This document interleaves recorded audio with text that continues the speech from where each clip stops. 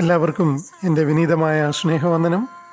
ജ്യോതിർഗമയ എന്ന ഈ ചാനലിലൂടെ എൻ്റെ ജീവിതത്തിലെ ആത്മീയവും ഭൗമികവുമായ ചില തിരിച്ചറിവുകൾ നിങ്ങളുമായി പങ്കുവയ്ക്കാമെന്നാണ് ഞാൻ ആഗ്രഹിക്കുന്നത്. ദൈവനാമം മഹത്വപ്പെടുമാറാകട്ടെ. വീണ്ടും ഒരു ചെറിയ ചിന്തയുമായി നിങ്ങളോടൊപ്പമായിരിക്കാൻ വലിയവനായ ദൈവം നൽകിയ നല്ല സാഹചര്യത്തിനായിട്ട് ഞാൻ കർത്താവിനെ സ്തുതിക്കുന്നു. കഴിഞ്ഞ നാളുകളിലൊക്കെ ഞാനിട്ട മെസ്സേജുകളിലൊക്കെ കണ്ടിട്ട് ചില സുഹൃത്തുക്കൾ, ബന്ധുമിത്രാദികൾ, ആത്മീയ സൗകര്യങ്ങളൊക്കെ ചില കമൻറ്റുകൾ പറയുവാൻ ഇടയായി. അപ്പോൾ അതിനെപ്പറ്റി ഒരു ചെറിയ വിശദീകരണം മറ്റുള്ളവരുടെ അനുഗ്രഹത്തിനായിട്ട് പറയണമെന്നാണ് ഇന്ന് ഞാൻ കരുതുന്നത്. ഞാൻ എല്ലാ മെസ്സേജിൻ്റെ ഇൻട്രൊഡക്ഷനിൽ പറയുന്നത് പോലെ എൻ്റെ ഭൗമികവും ആത്മീയവുമായിട്ടുള്ള ചില വെളിച്ചം മറ്റുള്ളവരുടെ അനുഗ്രഹത്തിനായിട്ട് പറയണമെന്ന് മാത്രമാണ് ഞാൻ ഈ ജ്യോതിർഗമയ ചാനലിലൂടെ ആഗ്രഹിക്കുന്നത്. പക്ഷേ മറ്റു പലരും ചോദിക്കുന്നത്, നീ നിന്റെ ഈ ആത്മീയ അനുഭവങ്ങളോ അല്ലെ ഭൗമിക അനുഭവങ്ങളൊക്കെ എന്തിനാ ഈ പബ്ലിക് മീഡിയയിൽ വന്ന് പറയുന്നത്? പിന്നെ നീ നിന്നെ തന്നെ എന്തൊരു പ്രശംസിക്കുവാൻ വേണ്ടിയാണോ, ബൂസ്റ്റ് ചെയ്ത് കാണിക്കാൻ വേണ്ടിയാണോ, ഏതാണ്ട് വലിയ കാര്യം ചെയ്തതായിട്ട് കാണിക്കാൻ വേണ്ടിയാണോ ഇവിടെ വന്ന് പറയുന്നത് എന്ന് പലരും ചോദിക്കുകയുണ്ടായി. പക്ഷെങ്കിൽ നമ്മൾ അതിൻ്റെ ഒരു മറുവശം നമ്മൾ ചിന്തിക്കുകയാണെങ്കിൽ, നമ്മൾ പിന്മാറ്റത്തിൽ നടന്നാൽ, ആത്മീയ സന്തോഷമില്ലാതെ നടന്നാൽ, ഇനി പള്ളിയിൽ പോകാതെ നടന്നാൽ, അല്ലെങ്കിൽ മറ്റുള്ളവരുടെ ഒക്കെ വാക്കുകളൊക്കെ കേട്ട് ആർഗ്യുമെൻസും, അല്ലെങ്കിൽ ഇന്ന് കാണുന്ന സോഷ്യൽ മീഡിയയിലെ ആത്മീയ ഗോളത്തിലെ വാക്കേറ്റങ്ങളും തർക്കങ്ങളും ആയിട്ടൊക്കെ നടക്കുമ്പോഴും, ഇനി അത് മറിച്ച് ഇനി ലോകമനുഷ്യനായിട്ട് ഒരു ആത്മീയ സന്തോഷമില്ലാതെ ജഡീക സ്വഭാവങ്ങളിലൊക്കെ നടന്നാലും ഈ പറയുന്നവരാരും നമ്മളെ അന്വേഷിച്ച് വരത്തില്ല. നീ എന്താ പള്ളി വരാത്തത്, അല്ലെങ്കിൽ ഒന്നും ആത്മീയ സന്തോഷമില്ലല്ലോ എന്ന് പറഞ്ഞ് നമ്മളെ എൻകറേജ് ചെയ്യാൻ ആരും വരത്തില്ല, ആരും വന്നിട്ടില്ല എന്നുള്ളത് എൻ്റെ ജീവിതത്തിൻ്റെ അനുഭവം. ആ സമയത്ത് നമ്മളെ മറിച്ച് മാറി നിന്ന് പരിഹസിക്കുകയും കുറ്റപ്പെടുത്തുകയും അങ്ങനെയൊക്കെ ചെയ്യുന്ന വലിയ ഒരു ആത്മീയ ചുറ്റുപാടിലൊക്കെയാണ് നമ്മൾ ജീവിക്കുന്നത്. അതൊക്കെ വലിയൊരു ഉൾക്കാഴ്ചയാണ് കേട്ടോ.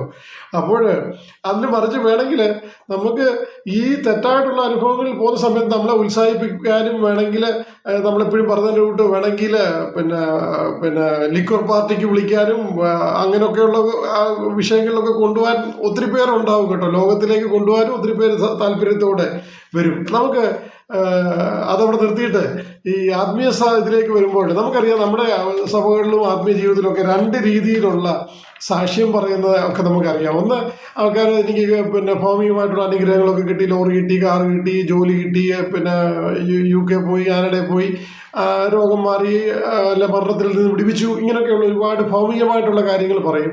അതോടൊപ്പം തന്നെ നമ്മുടെ ആത്മീയ അനുഭവങ്ങൾ, മറ്റുള്ളവരിൽ നിന്ന് നമുക്ക് കേട്ട ആത്മീയ അനുഭവങ്ങൾ, അല്ലെങ്കിൽ നമ്മുടെ വാക്കുകൾ കൊണ്ട് മറ്റുള്ളവർക്ക് എന്തെങ്കിലും ഒരു ആത്മീയ നന്മ വന്നത്, വ്യത്യാസം വന്നത്, മറ്റുള്ളവരുടെ ജീവിതത്തിൽ ഒരു സ്തോത്രം എന്നൊരു വാക്കെങ്കിലും മറ്റുള്ളവരുടെ ജീവിതത്തിൽ നമ്മുടെ ആത്മീയ ഒരു ചില വാക്കുകൾ കൊണ്ട് അവരെ നടത്തിയതൊക്കെ ചിലപ്പം അങ്ങനെയുള്ള ആത്മീയ അനുഭവങ്ങളും നമുക്ക് പറയാനുണ്ട്. ഈ ആത്മീയരായിട്ടുള്ള മനുഷ്യർക്ക് ഇത് രണ്ട് കേട്ടാലും അവർക്ക് സന്തോഷമാണ്. പക്ഷെ ജഡീകരായിട്ടുള്ള മനുഷ്യർ ഇത് രണ്ട് കേട്ടാലും അവർ വിമർശിക്കും. ഇതൊക്കെ നീ എന്തിനാണ് പറഞ്ഞുകൊണ്ട് നടക്കുന്നത് എന്നൊക്കെ പറഞ്ഞ് നമ്മളെ വിമർശിക്കാൻ അവരത് ഉപയോഗിക്കത്തുള്ളൂ. എന്നാൽ ഇത് അവരെ കൊണ്ട്, കാരണം നമ്മൾ ദൈവനാമത്വത്തിനായിട്ടൊരു വാക്ക് വെളിയിൽ വരുന്നത് ഇഷ്ടമല്ലാത്ത ഒരാളുണ്ട്. അത് ഈ ലോകത്തിൻ്റെ അധിപതിയാണ്. അവരാണ് അവരെ കൊണ്ട് ഇത് പറയിക്കുന്നത്. അതുകൊണ്ട് നമ്മൾ ഈ പറയുന്ന വ്യക്തികളോട് നമുക്ക് യാതൊരു പ്രയാസവുമില്ല, അവരോട് അനുകമ്പയും സ്നേഹവും മാത്രമാണ് ഉള്ളത്. കാരണം മറ്റേ പാർട്ടിയാണ് ഇവരെ കൊണ്ട് ഇത് അവരെ പറയിപ്പിക്കുന്നത്. മത്തായി 13:10-11 വാക്യങ്ങൾ, ശിഷ്യന്മാർ കർത്താവിനോട് ഈ ഉപമകളായിട്ട് നീ എന്തിനാ പറയുന്നതെന്ന് പറയുമ്പോൾ, ഉപമകളെ മനസ്സിലാക്കുവാൻ നിങ്ങൾക്ക് വരം ലഭിച്ചിരിക്കുന്നു, എന്നാൽ ലോക മനുഷ്യർക്ക് അതിൻ്റെ വരം ലഭിച്ചിരിക്കുന്നത്. നമ്മൾ ഈ പറയുന്ന പല കാര്യങ്ങളും പലർക്കും മനസ്സിലാവത്തില്ല. ഇവരെന്തിനാണ് പറയുന്നത്, എന്തുകൊണ്ടാണ് പറയുന്നതെന്നുള്ളും മനസ്സിലാവത്തില്ല. നമുക്കറിയാം 2 കൊരിന്ത്യർ 4:4 പറയുന്നത് എന്താണ്? ലോകത്തിൻ്റെ ദൈവം അവരുടെ മനസ്സിനെ കുരുടാക്കി കളഞ്ഞിരിക്കുന്നു. അപ്പോൾ ഇതിൻ്റെ ആത്മീയ നന്മകൾ മനസ്സിലാക്കാൻ പലർക്കും കഴിയത്തില്ല. നമ്മുടെ ഭൗമിക നന്മകളൊക്കെ സാക്ഷ്യം പറയുന്നതോടൊപ്പം നമുക്ക് ചില ആത്മീയ അനുഭവങ്ങളും കൂടി ഉണ്ടാവണം, തീർച്ചയായിട്ടും ഉണ്ടാവണം. നമ്മൾ ഇപ്പോൾ 30, 40, 50, 60, 70, 80 വർഷങ്ങളായിട്ടൊക്കെ ആത്മീയരായിട്ട് ജീവിക്കുമ്പോൾ നമ്മുടെ ജീവിതത്തിൽ ചില ആത്മീയ അനുഭവങ്ങൾ ഉണ്ടാവണം മറ്റുള്ളവരോട് പറയുവാൻ വേണ്ടി. അപ്പോസ്തല പ്രവൃത്തി 1:8 ലൂക്കോസിൻ്റെ സുവിശേഷം 24, 48, 49 വാക്യങ്ങളിലൊക്കെ കാണുന്നത്, നിങ്ങൾക്ക് പരിശുദ്ധാത്മാവിൻ്റെ ശക്തി ലഭിക്കും, അപ്പോൾ നിങ്ങൾ എൻ്റെ സാക്ഷികളാകും. നമ്മൾ സാക്ഷികളാകാൻ കൂടെ വിളിക്കപ്പെട്ടവരാണ്. നമ്മൾ ആത്മീയമായിട്ടുകൂടെ നമ്മൾ മറ്റുള്ളവരുടെ മുമ്പിൽ നമ്മളെ പ്രതിനിധീകരിക്കുവാൻ, പ്രസന്റ് ചെയ്യുവാൻ നമുക്ക് ബാധ്യസ്ഥയുണ്ടെന്ന് വചനം നമ്മളെ ഓർപ്പിക്കുന്നുണ്ട്. നമുക്ക് രക്ഷിക്കപ്പെടുവാനും അല്ലെ ആത്മീയമായിട്ടൊക്കെ ഒരു സന്തോഷത്തിൽ സഭാ കൂട്ടായ്മയിലൊക്കെ പോകുവാൻ വേണ്ടി പരിശുദ്ധാത്മാവിൻ്റെ ഒരു പ്രേരണയും സഹവാസവും ഒക്കെ നമ്മുടെ ജീവിതത്തിൽ ഉണ്ടാവും. എന്നാൽ ഇങ്ങനെ മറ്റുള്ളവരോട് കർത്താവിനെ കുറിച്ച് ഒന്ന് സാക്ഷി പറയുവാന് അല്ലെ നമ്മൾ അവരുടെ മുമ്പിൽ ഒരു ദൈവമകനായിട്ട് നിൽക്കുവാനൊക്കെ നമുക്ക് ശരിക്കും ഒരു പരിശുദ്ധാത്മാവിൻ്റെ ശക്തി വേണം. അല്ലെങ്കിൽ നമുക്ക് ആദ്യം നമ്മൾ കർത്താവിനെ സ്നേഹിച്ച, രക്ഷിക്കപ്പെട്ട, സ്നാനപ്പെട്ട ആ ഒരു അനുഭവം കൊണ്ട് മാത്രം നമുക്ക് ഈ ശക്തി കിട്ടത്തില്ല. അതിന് പരിശുദ്ധാത്മാവിൻ്റെ ഒരു എംപവർമെന്റ് ഉണ്ടെങ്കിൽ മാത്രമേ നിങ്ങൾക്ക് അതിനുള്ളൊരു സ്റ്റെപ്പ് എടുത്ത് മുമ്പോട്ട് വെക്കുവാൻ പറ്റത്തുള്ളൂ. ഒരു പ്രത്യേക ഒരു സ്റ്റേജാണ്.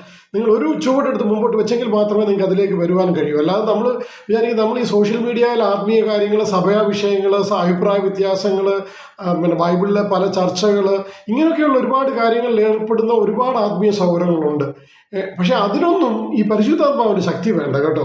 അതിന് നമ്മുടെ മസിൽ പവറും അല്ല നമുക്ക് നമ്മുടെ സമൂഹത്തിലെ പൊസിഷനും അല്ലെ അധികാരവും അല്ലെങ്കിൽ നമ്മുടെ ഫിനാൻഷ്യൽ ഇതൊക്കെ ഉണ്ടെങ്കിൽ കേസ് നടത്താനൊക്കെ കാശും കാര്യങ്ങളും അല്ലെങ്കിൽ ഗുണ്ടകളെ ഇറക്കാൻ ഒക്കെ കഴിവൊക്കെ ഉണ്ടെങ്കിൽ നമുക്ക് ഏത് ആത്മീയ വിഷയങ്ങളിൽ ഇടപെടുകയും ആർഗ്യുമെന്റ് ചെയ്യുകയും മറ്റുള്ളവരെ ഒതുക്കുകയും തകർക്കുകയും ഒക്കെ നമുക്ക് ചെയ്യാം. പക്ഷേ ഇത് ആത്മീയ കാര്യങ്ങൾ നമ്മൾ ലോകമനുഷ്യരുടെ മുമ്പിൽ കർത്താവിനെ പറ്റി സാക്ഷ്യമായിട്ടുള്ള ക്രിസ്തീയ കാര്യങ്ങൾ, ക്രിസ്തീയമായിട്ടുള്ള അനുഭവങ്ങൾ പറയണമെങ്കിൽ നിങ്ങൾക്ക് ഉയരത്തിൽ നിന്നുള്ള ശക്തി തന്നെ വേണം. ഞാൻ 3-4 വർഷങ്ങൾക്ക് മുമ്പൊക്കെ ഒരു ആത്മീയ പ്രചോദനം ലഭിച്ചപ്പോൾ മറ്റുള്ള പാസ്റ്റർമാരുടെയും സുശേഷന്മാരുടെയും ഒക്കെ ചെറിയ ക്ലിപ്പിംഗ് 30 സെക്കൻഡ് 45 സെക്കൻഡൊക്കെ റെക്കോർഡ് ചെയ്തിട്ടൊക്കെ ഞാൻ ചില പ്രൈവറ്റ് ചർച്ചിൻ്റെ ചില വാട്സപ്പ് ഗ്രൂപ്പുകളിൽ മാത്രം ഇടുമായിരുന്നു, കുടുംബ ഗ്രൂപ്പുകളിലൊക്കെ. അപ്പോഴും പരസ്യമായിട്ടുള്ളിടത്ത് ഞാൻ പ്രസിദ്ധീകരിക്കത്തില്ലായിരുന്നു. ഞാൻ പറഞ്ഞത് അപ്പോൾ എനിക്ക് ദൈവാത്മാവ് എന്നോട് തന്നെ ചോദിക്കുന്നതായിട്ട് എനിക്ക് തോന്നി, നിനക്ക് സ്വന്തമായിട്ടൊന്നും പറയാനില്ലേ? നിനക്ക് എന്നെപ്പറ്റി പറയുവാൻ ധൈര്യമില്ലേ? നിനക്ക് ലജ്ജയാണോ? അപ്പോൾ എനിക്ക് അത് ദൈവാത്മാവിൻ്റെ ഒരു ഇടപെടുന്നതായിട്ട് തന്നെയാണ് എനിക്ക് തോന്നിയത്. കാരണം നമ്മൾ ഇതൊന്ന് പരസ്യമായിട്ട് പറയാൻ പോലും നമുക്ക് നമ്മുടെ പബ്ലിക് മീഡിയയിൽ ഇടാൻ പോലും നമുക്ക് ലജ്ജയാണ്. പല പോസ്റ്റുകളും നമ്മുടെ ഫേസ്ബുക്കിലോ അല്ലെങ്കിൽ നമ്മുടെ പൊതു വേദികളിലോ ഒന്നും ഇടാൻ നമുക്ക് ലജ്ജയാണ് എന്നുള്ളത് സത്യം തന്നെയാണ്. അതെൻ്റെ ജീവിതത്തിൽ അത് അങ്ങനെയായിരുന്നു. നമുക്കത് ധൈര്യമില്ലായിരുന്നു, ലജ്ജയായിരുന്നു അങ്ങനെ ചെയ്യാൻ വേണ്ടി. ഓക്കെ, അപ്പോൾ ദൈവാത്മാവ് നമ്മളോട് ഈ പബ്ലിക് മിനിസ്ട്രി ചെയ്യുവാൻ ഇപ്പോഴെങ്കിലും ഒരു ധൈര്യം ലഭിച്ചത്, ആ ലജ്ജ മാറിയതിന് ഞാൻ വളരെ സന്തോഷിക്കുന്നുണ്ട്. കാരണം എന്നോട് പല സൗഹൃദങ്ങളും ചോദിക്കാറുണ്ട്, നീ ഇത്രയും നാളും ചെയ്യാതെ ഇപ്പം നീ എന്തിനാ ഇതൊക്കെ ചെയ്തുകൊണ്ട് വന്നേക്കുന്നേ എന്ന് ചോദിക്കും. എന്നാലും എനിക്ക് ഇപ്പോൾ ഈ പ്രായത്തിലെങ്കിലും എൻ്റെ കർത്താവിനെ പറ്റി പറയുവാൻ, സാക്ഷിക്കുവാൻ എൻ്റെ വലിയവനായ ദൈവം എന്നെ ശക്തിപ്പെടുത്തി, പരിശുദ്ധാത്മാവിൽ എനിക്ക് ഒരു പ്രചോദനം നൽകി, അതിനുള്ള ശക്തി നൽകി ഓരോ ദിവസം മുമ്പോട്ട് ചെയ്യുവാൻ, ഇതുവരെ തളരാതെ പോകുവാൻ കർത്താവ് സഹായിക്കുന്നവർക്ക് എനിക്ക് വളരെ സന്തോഷമുണ്ട്. ആ വിഷയത്തിൽ അനേകർക്ക് 50, 60, 70, 80 വയസ്സുള്ളവർക്ക് അവർ നമ്മുടെ മുകളിൽ പറഞ്ഞതുപോലെ പല ആത്മീയമായിട്ടുള്ള ആർഗ്യുമെന്റ്സിലും കാര്യങ്ങളിലും ഒക്കെ ഇടപെടുന്നുണ്ട്. എന്നാൽ അവരുടെ ജീവിതത്തിലെ സാക്ഷ്യം കൊണ്ട് എൻ്റെ ജീവിതത്തിൽ ഇത് സംഭവിച്ചു, നിങ്ങളുടെ ജീവിതത്തിലും ഈ മാറ്റങ്ങൾ വരുത്തുമെന്ന് പറഞ്ഞ് ഒരാളെ ഉത്സാഹിപ്പിക്കാൻ പലരും മുമ്പോട്ട് വരാത്ത എന്തുകൊണ്ടാണ്? പലരും ഈ പബ്ലിക് മീഡിയ, സോഷ്യൽ മീഡിയ ഒന്നും അതിന് ഉപയോഗിക്കുന്നില്ലല്ലോ. അപ്പോൾ അത് അവരുടെ ആരോഗ്യവും സമ്പത്തും ഒക്കെ സമയവും ഈ ശബ്ദവും ഒക്കെ അതിന് ഉപയോഗിക്കുവാൻ വേണമെന്നുണ്ടെങ്കിൽ നമുക്ക് പരിശുദ്ധാത്മാവിൻ്റെ ഒരു ശക്തി തന്നെ വേണം. അതില്ലാത്തത് കൊണ്ടാണ് നമ്മൾ പലപ്പോഴും ആ ലജ്ജയും അല്ലെ ആ ധൈര്യവും ഒക്കെയുള്ള ആ ബാരിയർ ബ്രേക്ക് ചെയ്തിട്ട് മുമ്പോട്ട് വരാൻ നമുക്ക് കഴിയാത്തത്. മറ്റ് അവരുടെ സാക്ഷ്യവചനങ്ങൾ നമ്മുടെ ജീവിതത്തിൽ നമ്മളെ സ്വാധീനിച്ചിട്ടുണ്ട്. എൻ്റെ ജീവിതത്തിൽ അനേകരുടെ അനുഭവങ്ങൾ, അവരുടെ ആത്മീയ അനുഭവങ്ങൾ സ്വാധീനിച്ചിട്ടുണ്ട്. അപ്പം നമ്മുടെ അനുഭവങ്ങളും ഉണ്ട്. നമ്മൾ ഈ ലോകത്തിൽ നിന്ന് പോകുന്നതിന് മുമ്പ് ഞാൻ എപ്പോഴും പറയാറുണ്ട്, 10,000-2000 വർഷം നമ്മളിൽ നമ്മുടെ കുഞ്ഞുങ്ങളിൽ വരെയും ഈ ആത്മീയ വചനം വന്ന് നിൽക്കുമ്പോൾ അനേകർ അതിന് വില കൊടുത്തിട്ടുണ്ട്. അനേകരുടെ ജീവിതം സാക്ഷ്യമൊക്കെ കാരണമായിട്ടാണ് ഇന്നും ഇത് വന്ന് നമ്മളിത് അനുഭവിക്കുന്നത് ഇത്ര ഫ്രീ ആയിട്ട്. അപ്പം നമ്മുടെ ചെറിയ അനുഭവങ്ങളും ആത്മീയ അനുഭവങ്ങളും മറ്റുള്ള തലമുറകൾക്ക്, നമ്മുടെ കുഞ്ഞുങ്ങൾക്ക്, നമ്മുടെ ബന്ധുമിത്രാദികൾക്ക്, നമ്മുടെ സഭയിലുള്ളവർക്ക് ചിലത് പറയുവാൻ നമുക്കില്ലേ? അതോ ഒന്നുമില്ലേ? നമുക്ക് ഇതുവരെയും ഇത്രയും വർഷങ്ങളായിട്ട് നമുക്കൊന്നുമില്ലേ? അതോ പറയുവാൻ നമുക്ക് ലജ്ജയാണോ? അതോ നമുക്ക് പറയുവാൻ ധൈര്യമില്ലേ? ഈ പരിശുദ്ധാത്മാവിൻ്റെ ശക്തി നമുക്ക് ലഭിച്ചിട്ടില്ലേ എന്ന് നമ്മൾ പരിശോധിക്കണം. മറിച്ച് നമ്മൾ ഈ പറയുന്നവരെ നിരുത്സാഹപ്പെടുത്തുകയോ പരിഹസിക്കുകയോ ശപിക്കുകയോ ഒക്കെ വരെ ചെയ്യുന്ന ആൾക്കാരുണ്ട്. അങ്ങനെയുള്ളവരുടെ കൂട്ടത്തിലാവാതിരിക്കാൻ നമുക്ക് ശ്രമിക്കാം. ഇത് പറയുമ്പോൾ പലരും പല ചോദ്യങ്ങളൊക്കെ ചോദിക്കും, നീ അങ്ങ് യേശു കർത്താവിൻ്റെ കൂട്ടായോ, നീ എല്ലാം വിറ്റ് മറ്റുള്ളവരെ സഹായിക്കുന്ന ആ സ്റ്റേജിലെത്തിയോ? പ്രിയ ദൈവമക്കളെ, നമുക്ക് ഒരിക്കലും യേശു കർത്താവിനോട് ഒപ്പം എത്തുവാൻ കഴിയില്ല. നമുക്ക് എഫേസ്യ ലേഖനം 4 11 പറയുന്നത് പോലെ നമുക്ക് ക്രിസ്തു എന്ന തലയോളം വളരുവാൻ നമുക്ക് ശ്രമിക്കാം. ആ ഒരു ആഗ്രഹം നമുക്കുണ്ടെങ്കിൽ നമുക്ക് ഇതിനൊക്കെ മാറ്റം വരും കേട്ടോ. ആ ഒരു ആഗ്രഹമെങ്കിലും നമുക്ക് വേണം, വളരണമെന്നുള്ള ആഗ്രഹം. അപ്പോൾ ഈ പൗലോസ് അപ്പോസ്തല പ്രവൃത്തിയിലൊക്കെ പറയുന്നുണ്ട്, ഞാൻ മനുഷ്യനും ദൈവത്തിനും കൊള്ളാവുന്നതിനായിട്ട് ജീവിക്കാൻ ശ്രമിക്കുന്നു. അതൊക്കെയാണ് എല്ലാ ആത്മീയമായിട്ട് ഹൃദയ പരമാർത്ഥമുള്ള എല്ലാ ആത്മീയരുടെ ആഗ്രഹം അതാണ്. നമ്മൾ മനുഷ്യനും ദൈവത്തിനും കൊള്ളാം. പക്ഷെ ഇതൊന്നും പ്രാക്ടിക്കലി നമുക്ക് പോസിബിളായിട്ട് കൊണ്ടുപോകാൻ പറ്റത്തില്ല. കാരണം യേശു കർത്താവിനെ പോലും എന്താണ് വിളിച്ചത്, നീ ബേൽസെബൂബിനെ കൊണ്ട് നടന്ന ഈ അത്ഭുതങ്ങളൊക്കെ ചെയ്യുന്നതാണെങ്കിൽ യേശു കർത്താവിനെ പോലും പറഞ്ഞവർ പിന്നെ ശിഷ്യന്മാരെ വെറുതെ വിട്ടോ? ഈ 2000 വർഷമായിട്ട് കർത്താവിൻ്റെ വചനമായിട്ട് നടക്കുന്ന ശുശ്രൂഷകന്മാരെ വെറുതെ വിട്ടോ? പരിഹാസവും അല്ലെങ്കിൽ അവരെ ശിക്ഷിക്കുകയും ഉപദ്രവിക്കുകയും ശപിക്കുകയും ഒക്കെ അല്ല ഈ സമൂഹം ചെയ്യുന്നുള്ളൂ. നമ്മുടെ ആത്മീയ സമൂഹം അങ്ങനെയല്ല ചെയ്യുന്നുള്ളൂ. നമ്മുടെ ബന്ധുമിത്രാദികൾ അങ്ങനെയല്ല ചെയ്യുന്നുള്ളൂ. ആരൊക്കെ എത്ര പേർക്ക് ആത്മീയമായിട്ട് തുണ കൊടുത്ത് ഉത്സാഹിപ്പിച്ച് മുമ്പോട്ട് കൊണ്ടുവരുന്നുണ്ട്. അപ്പോൾ നമ്മൾ ഇതെല്ലാം കഴിഞ്ഞിട്ട് നമ്മുടെ ജീവിതത്തിലെ എല്ലാ കാര്യങ്ങളും ക്രമീകരിച്ച് സന്തോഷമായിട്ട് വിശുദ്ധരായിട്ട് നമുക്ക് ഈ ആത്മീയ ശുശ്രൂഷകൾ നമ്മുടെ സാക്ഷിയൊന്നും പറയാമെന്ന് ആരും വിചാരിക്കേണ്ട.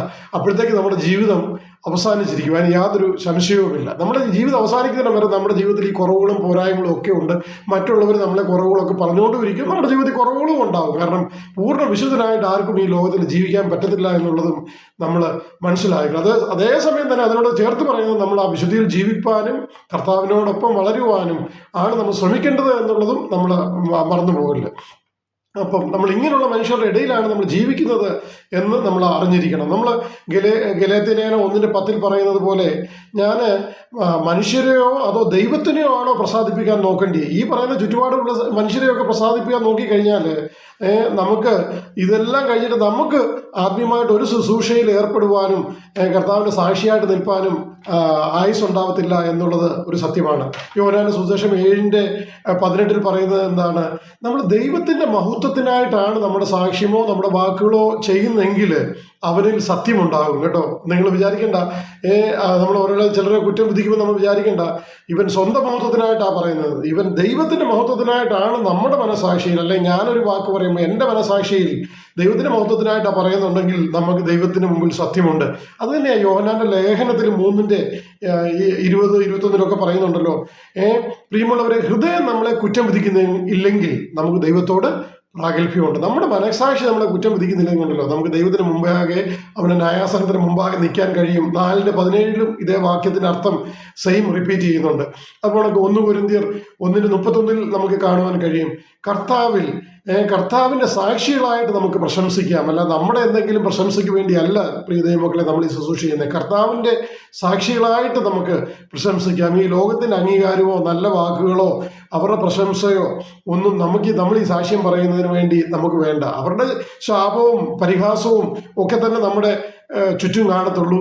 ആ ശാപവും പരിഹാസവും ഒറ്റപ്പെടുത്തലും ഒക്കെ തന്നെ ഈ ലോകത്തിൻ്റെ അംഗീകാരത്തെക്കാട്ടിൽ അവരുടെ നല്ല വാക്കുകളെക്കാൾ പ്രശംസയെക്കാട്ടിലും നല്ലത് ഈ ശാപവും അല്ലെങ്കിൽ നമ്മളെ കുറ്റപ്പെടുത്തുന്നത് തന്നെയാണ് നല്ലത് എന്നാണ് എനിക്ക് എൻ്റെ ചെറിയ ജീവിതത്തിൽ നിന്ന് മനസ്സിലാകുന്നത്. പ്രിയ ദൈവമക്കളെ, നിങ്ങളുടെ ആരോഗ്യ സമയമൊക്കെ നിങ്ങൾ ഇച്ചിരി ഡൈവേർട്ടായിട്ട് ആത്മീയ മേഖലയിൽ തന്നെ മറ്റുള്ള കാര്യങ്ങളിൽ ഈ ആർഗ്യുമെൻസിനും ഇങ്ങനെയൊക്കെയുള്ള വിഷയങ്ങൾക്ക് നിങ്ങൾ ചെലവഴിക്കുന്നുണ്ടെങ്കിൽ നിങ്ങൾ മാറി നിങ്ങളുടെ ആത്മീയ അനുഭവങ്ങൾ നിങ്ങളുടെ തലമുറയ്ക്കും ഇനിയും വരുന്ന കുഞ്ഞുങ്ങൾക്കൊക്കെ മാതൃകയായിട്ട് ആത്മീയമായിട്ടുള്ള കാര്യങ്ങൾ അവരെ പ്രചോദിപ്പാൻ തക്കവണ്ണം അവരുടെ എഡിഫിക്കേഷന് വേണ്ടി പറയുവാൻ കഴിയുമെങ്കിൽ അത് വലിയ അനുഗ്രഹമായിരിക്കും. അനേകർക്ക് അത് നിങ്ങളുടെ സാക്ഷ്യം അനുഗ്രഹമായി തീരുമെന്നുള്ളതിന് യാതൊരു സംശയവുമില്ല. എൻ്റെ ഈ ചെറിയ വാക്കുകളും അനുഭവങ്ങളും നിങ്ങൾക്കും ഒരു പ്രചോദനമാവട്ടെ. ഇനി മിണ്ടാതെ ഇരിക്കുന്നവർ, ജ്ഞാനികളായിട്ട് ചിലരൊക്കെ മിണ്ടാതിരിക്കുന്നുണ്ട്, അവരും അവരുടെ ആ വായ് തുറക്കുവാൻ തക്കവണ്ണം, അവർക്ക് ആ ലജ്ജ മാറുവാൻ തക്കവണ്ണം